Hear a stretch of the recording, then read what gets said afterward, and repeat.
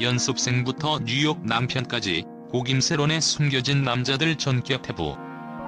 스포츠 서울 박경옥 기자.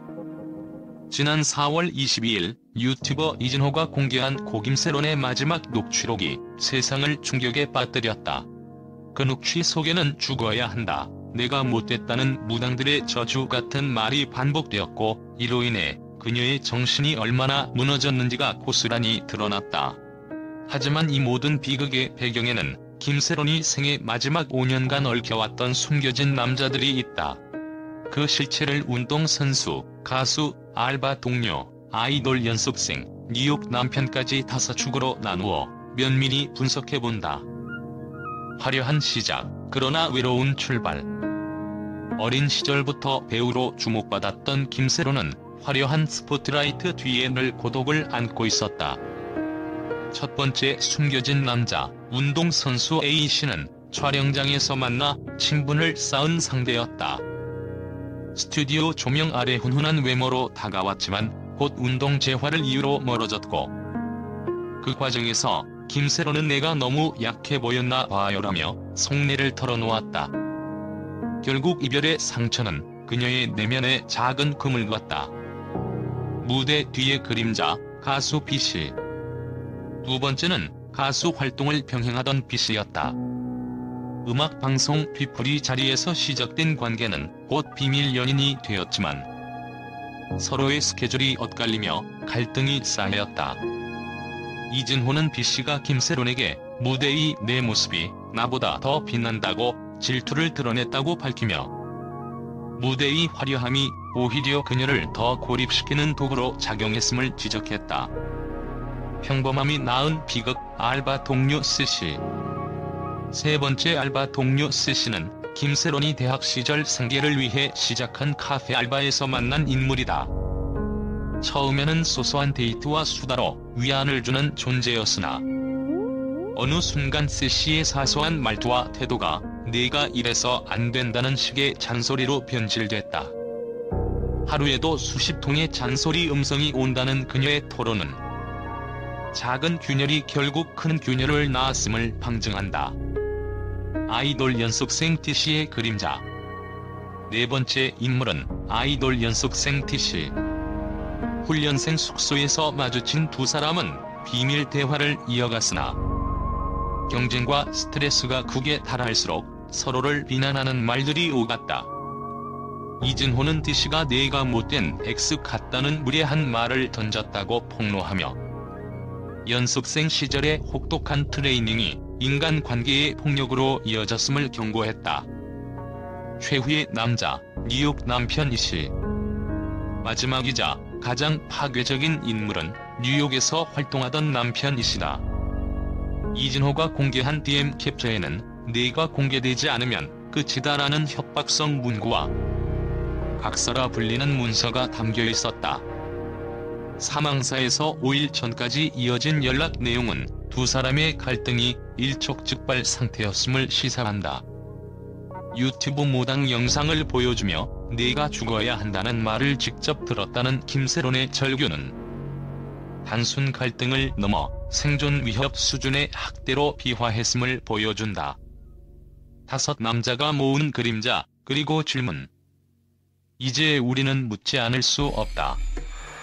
화려한 스크린 뒤 이들 남자들은 과연 김세론에게 어떤 상처를 남겼는가? 그리고 그 상처를 확인조차 하지 않았던 우리 사회의 책임은 없는가? 이 5명의 남자가 남긴 파편들은 한 개인의 삶을 어떻게 파괴했는지 더 이상 외면할 수 없는 질문으로 우리 앞에 놓인다. 진실을 향한 끝나지 않은 여정. 고김세론의 비극은 단순한 연예계 스캔들을 넘어 인간관계의 섬세함과 폭력성, 디지털 시대 가해와 피해의 경계를 적나라하게 보여준다. 이제 남은 것은 끝나지 않은 진실의 조각을 모으는 일이다. 추가 증언과 증거가 공개되어야만 그녀가 겪은 고통의 전모가 비로소 드러날 것이다. 죽어야 한다는 목소리가 현실이 된 비극을 우리는 결코 잊어서는 안 된다. 국제 언론들은 고 김세론의 비극적 사연에 일제히 충격을 금치 못하며 연예계의 그늘이라는 표현을 앞다퉈 사용하고 있다. 미국 CNN은 젊은 배우가 죽어야 한다는 저주 같은 말에 무너졌다며 온라인 괴롭힘과 연인 간 권력 남용이 얼마나 위험한 지경에 이르는지 생생히 보여준다고 보도했다. CNN은 특히 김세론이 마지막까지 품었던 두려움은 단순한 연애 갈등을 넘어 인격권 침해 수준이었다고 지적하며 이번 사건을 디지털 시대 인권 문제로 확장해 분석했다.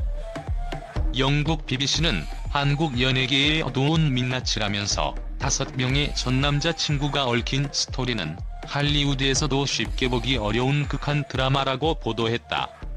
BBC는 무당 영상을 매개로 한 저주는 심리적 테러라고 진단하며 심리학자 인터뷰를 통해 반복적 협박 메시지는 극도의 고립감을 유발한다고 설명했다. 영국 일간 가디언은 김세론의 마지막 음성 파일은 반인권적 괴롭힘의 증거라며 사회적 약자를 보호하지 못한 공동체의 책임이 크다고 논평했다. 가디언은 연예인이라는 지위가 그녀를 오히려 더 취약하게 만들었다고 강조하며 한국 엔터 산업 전반에 걸친 구조적 개선을 촉구했다. 프랑스 르몽드는 화려함 뒤에 가려진 무자비한 폭력이라는 헤드라인을 달았다. 르몽드는 내가 못됐다, 내가 죽어야 한다는 말은 더 이상 비속어가 아니라 생존 위협이라며 언론과 팬덤이 연대해 디지털 괴롭힘에 과감히 대응해야 한다고 주장했다. 일본 아사히 신문은 무당 영상과 DM 협박은 전형적인 심리 전쟁이라 평했다. 아사히는 한국뿐 아니라 일본, 중국 등 아시아 연예계 전반에서 비슷한 유형의 사이버 폭력이 증가하고 있다고 보도하며 플랫폼 기업과 규제 당국이 나서야 할 때라고 강조했다.